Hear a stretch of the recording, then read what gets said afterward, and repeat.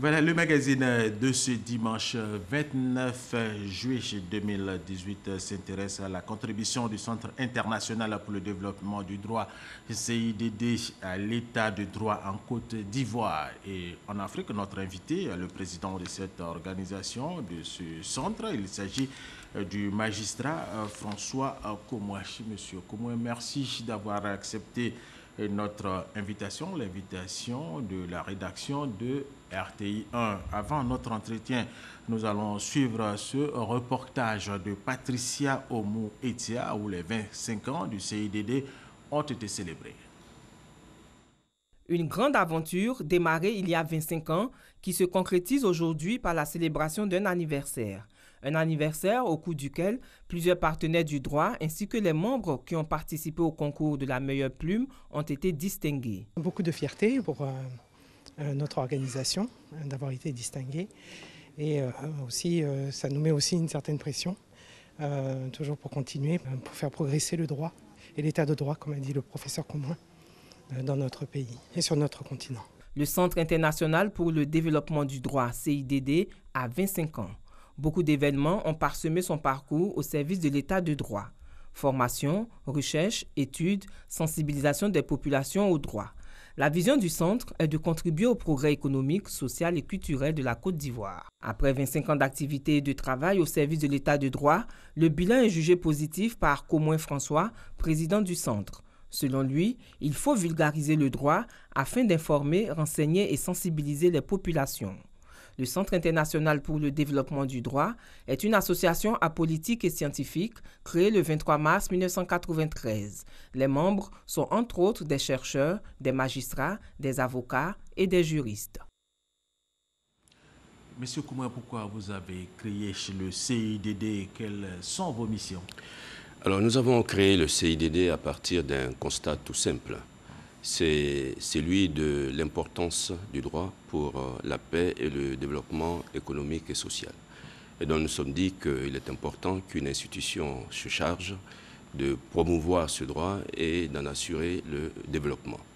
La mission que nous sommes assignés, elle est double. La première, c'est, comme je le disais, promouvoir le droit, et entendu comme ensemble des règles qui régissent la société. Et puis la deuxième mission, c'est contribuer à la consolidation de l'état de droit, entendu simplement comme un état dans lequel tout le monde, gouverné et gouverné, sont soumis au droit. Et donc nous partageons une passion commune, celle du droit, et nous avons un objectif commun, une vision commune, c'est celle de l'intérêt général et de la justice pour tous. Et c'est la passion qui vous a amené à créer le CIDD? Absolument, absolument. Très bien. Alors, le droit est très important pour la paix et l'équilibre social, vous l'avez dit à l'instant. Est-ce que vous avez le sentiment que vous vous êtes fait entendre et même, surtout, comprendre depuis que vous existez? Oui, ce sentiment, il nous habite. Il nous habite parce que nous travaillons sur 4 axes, la vulgarisation, la formation, la documentation et la recherche en droit et sur le droit.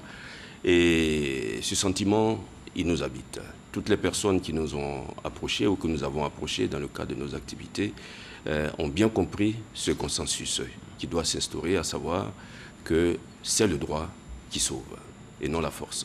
Très bien. Alors, vous avez parlé de documentation, ce qui retient notre attention. Qui dit documentation dit moyens. Absolument. Ouais. S'il faut des documents, il faut des moyens pour pouvoir faire parvenir ces documents aux populations. Comment vous y prenez? Alors, nous avons, du point de vue des ressources, nous avons nos ressources propres, nous avons les produits des activités, nous avons aussi des partenaires qui nous appuient pour que nous puissions faire en sorte que le droit puisse se rapprocher des uns et des autres. Évidemment, il y a encore beaucoup de choses à faire à cet égard, mais nous sommes sur la bonne voie et nous pensons que petit à petit, et peut-être aussi par onde concentrique, en voyant ce que nous faisons, peut-être que d'autres se joindront à cette belle aventure qui est la promotion du droit. Très belle aventure. Est-ce que les partenaires sont ivoiriens déjà? Et de toute nationalité. Très bien. Alors, est-ce que les Ivoiriens connaissent leurs droits de façon générale? Alors, de façon générale, je peux vous dire oui. Parce que nous avons un adage en droit qui dit que nul n'est censé ignorer la loi. Mais évidemment, vous me direz que votre réponse n'est pas satisfaisante et vous aurez raison. Mais c'est vrai, dans les faits, on constate que la culture juridique n'est pas très élevée. Et donc, ce qui est le plus important, c'est d'œuvrer à ce que de plus en plus les Ivoiriens puissent connaître leurs droits. Et ça, c'est la responsabilité de tous, des pouvoirs publics bien entendu, de la société civile et de chacun des habitants de ce pays. Alors, point oui, point non, on entend des Ivoiriens dire « je connais mes droits », alors qu'en réalité, il n'en est rien du tout. Alors, qu'est-ce que vous faites, vous, à votre niveau, au niveau du CIDD, pour vulgariser le droit sur le plan national? Alors, la vulgarisation du droit est une entreprise exaltante, mais difficile. Très bien. Exaltante parce que amener le droit aux populations, c'est quelque chose de très exaltant. Difficile parce que le taux d'alphabétisation ou d'analphabétisation, c'est selon. C'est selon, tout à fait. Fait qu'il faut arriver à trouver un système qui permette de traduire le droit dans les langues vernaculaires pour que les populations comprennent les règles qui les régissent. Normalement, le droit est un produit de la société, mais tout le monde sait, par rapport à l'histoire des pays africains, que le droit, en grande partie, a été importé, jusqu'à ce que, petit à petit, nous arrivions à le substituer un droit qui soit conforme à nos réalités locales. Et donc, il faut arriver à cela. Tout le monde n'est pas allé à l'école. Comment allez-vous vulgariser le droit auprès des paysans qui sont au village, qui ne sont pas allés à l'école? Vous n'allez pas aller leur réciter le code civil, ils n'y comprendront rien. Donc il faut trouver un système pour qu'ils puissent comprendre. Alors nous travaillons sur nous utilisons les médias. On a des émissions radio diffusées, on a des plaquettes d'information, on a des cliniques juridiques. Et nous allons au contact. Vous êtes là actuellement sur RTI. Oui, absolument. Voilà. C'est une façon de vulgariser aussi le droit. Et nous allons au contact des populations pour leur expliquer des choses. Et parfois, on a des surprises. Parce qu'on pense que les populations connaissent le droit, ce qui n'est pas le cas. Mais on pense aussi que les populations adhèrent au droit qui les régissent, alors que parfois, par les questions, on se rend compte que les populations soit résistent à ce droit et parfois même développent un comportement qu'on peut qualifier de combat contre le droit. Bon, donc, il y a tout un travail à faire pour les amener à accepter le droit qui les régit. Alors peut-être très rapidement, comment développer, comment vulgariser le droit en tenant compte justement de nos traditions? Alors, vulgariser le droit, d'abord demandons-nous qui doit vulgariser le droit. Il me semble que la responsabilité incombe d'abord à l'État, puisque c'est l'État qui produit le droit. C'est l'État qui a entre ses mains ce qu'on appelle les sources formelles du droit, c'est-à-dire la loi, les règlements, etc. Donc c'est l'État qui produit le droit. Et donc l'État a l'obligation de sensibiliser les citoyens au droit qu'il produit, qui est censé les régir. Ensuite, qui dit État parle de ses démembrements aussi, les collectivités locales et tout ça, et la société civile, un peu comme nous, qui venons un peu en appui par cette promotion de subsidiarité, et puis aussi le secteur privé, concernant les lois qui encadrent l'activité économique. Maintenant, comment y arriver? Bon, il y a les programmes d'enseignement qui sont un bon canal. Il y a aussi les cliniques juridiques, j'en parlais tout à l'heure. Il y a les plaquettes, les prospectus, il y a les contacts avec les populations. Alors, les médias ont un rôle capital.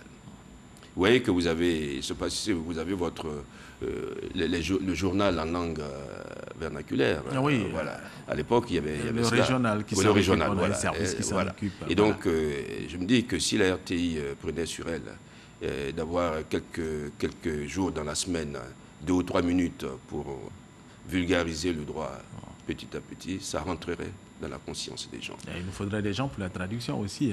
Oui, y a pas mais ça c'est tout un système à mettre en place. En tout cas, nous on est candidats. Avec votre contribution, bien sûr. On va y arriver. C'est très très important. Belle proposition.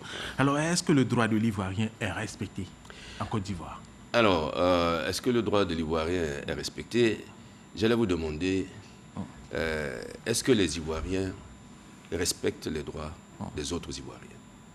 Parce que la question doit être perçue à 2 niveaux. Il y a le respect des droits des Ivoiriens entre eux, et il y a le respect des droits des Ivoiriens par les pouvoirs publics. Souvent, quand on pose cette question, on voit les pouvoirs publics. Mais dites-moi, est-ce qu'un Ivoirien respecte le droit de son voisin lorsqu'il construit de telle manière qu'il a une vue plongeante sur sa cour, etc. On peut multiplier les exemples.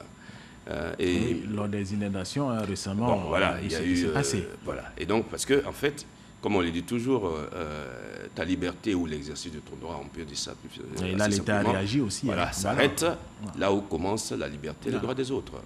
Et il me semble que le plus important n'est pas tellement le constat des manquements à cet égard, mais surtout, est-ce que ce constat est sanctionné? Parce qu'en fait, quand un individu est lésé dans son droit, il doit pouvoir s'adresser à la justice pour que la justice le rétablisse dans le droit qui est lésé.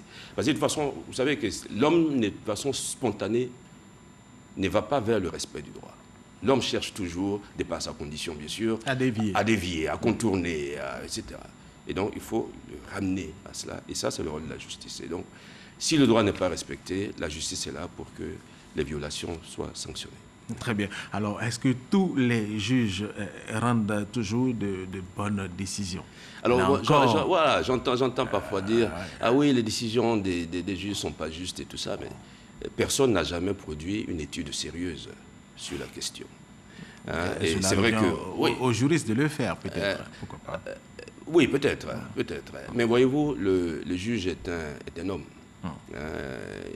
Il partage comme vous et moi la condition des hommes, c'est-à-dire qu'il peut commettre des erreurs. C'est pour ça que dans l'organisation judiciaire, il y a le principe de la hiérarchisation des juridictions, pour que les erreurs commises par les juridictions inférieures soient corrigées par les juridictions supérieures. Ça fait bientôt 30 ans que je suis dans la magistrature et je dois vous dire que je suis témoin de ce que beaucoup de juges, et la plus grande majorité, dans des conditions quelquefois difficiles et même au péril de leur vie et de leur santé, font tout pour respecter leur serment et faire honneur à la justice. Alors dites-nous, on parlait de la Côte d'Ivoire et jusque-là, nous sommes apaisantés sur la Côte d'Ivoire. Est-ce que l'état de droit existe en Afrique? Bien sûr, non, au-delà de notre pays, la Côte d'Ivoire. C'est une vaste question qui devrait appeler une vaste réponse. Allez-y. On ne peut pas faire ça ici parce que, bon, vous allez me dire... Vous avez quelques minutes quand même, on va y aller. Bon, de toute façon, on va le dire de façon assez simple. C'est-à-dire que quand on lit les constitutions des pays africains, on se rend compte que ces pays sont effectivement des États de droit. Parce que tout ce qui est, tous les principes, ils sont. La séparation des pouvoirs, la soumission de tout le monde au droit, etc., etc. Tout est là. Évidemment, dans les faits, on constate quelques obstacles, disons quelques pesanteurs qui gênent ce processus. On peut en citer quelques-uns si vous voulez. Là, par exemple, on en parlait tout à l'heure, la faiblesse de la culture juridique de la population, le recours à la violence comme moyen de règlement des conflits, la corruption. Vous voyez, la corruption a ceci de pervers en matière d'état de droit, que ça vous permet d'obtenir ce à quoi vous n'avez pas droit et ça vous permet de vous soustraire à ce à quoi vous êtes obligé légalement. Tout à fait. Il y a ça, il y a la culture de la non-rédévabilité, il y a beaucoup d'autres choses. Mais ce qui est réjouissant, bon, pas consolant, je dis réjouissant, pas consolant, il y a une nuance, c'est qu'il y a un professeur de droit, le professeur Godidek, qui fait autorité dans ce domaine, qui a dit que l'état de droit est un idéal vers lequel il faut tendre. Et qu'aucun pays au monde ne peut dire qu'il a un état de droit conformément aux principes prévus. Le plus important, il me semble, pour les pays africains, c'est d'identifier les obstacles et petit à petit de les éliminer pour que l'état de droit se consolide davantage. Tout le monde y gagne. Et on peut y arriver. On peut y arriver si on le veut. Alors, on va revenir au CIDD qui a 25 ans. 25 ans, beaucoup a été fait, mais beaucoup reste à faire. Oui, beaucoup reste à faire, oui, très rapidement. Nous sommes contents du bilan, ça a été dit, mais il y a beaucoup de choses à faire. Je vous ai dit, l'état de droit est un idéal, donc il faut y travailler régulièrement. Et puis aussi, il faut faire en sorte que le droit soit vraiment connu.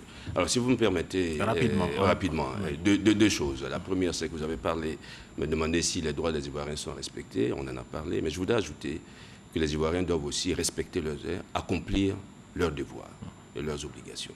Ce que la loi dit de faire, il faut le faire. Ensuite, la deuxième chose, c'est que notre pays a fait le choix du droit et de l'état de droit.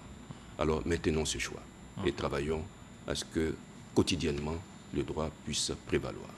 Et ce sera votre mot de la fin. Nous recevions pour le magazine de ce dimanche 29 juillet le président du Centre international pour le développement du droit CIDD. Il a été question de la contribution de cette organisation, de ce centre, le CIDD, à l'état de droit en Côte d'Ivoire et en Afrique. Notre invité était le président du CIDD, le magistrat François Komoué. Jean-Jacques Kwame a supervisé cette édition, également ce magazine. Merci aux techniciens. Merci à vous de l'avoir suivi et restez avec nous sur RTI 1.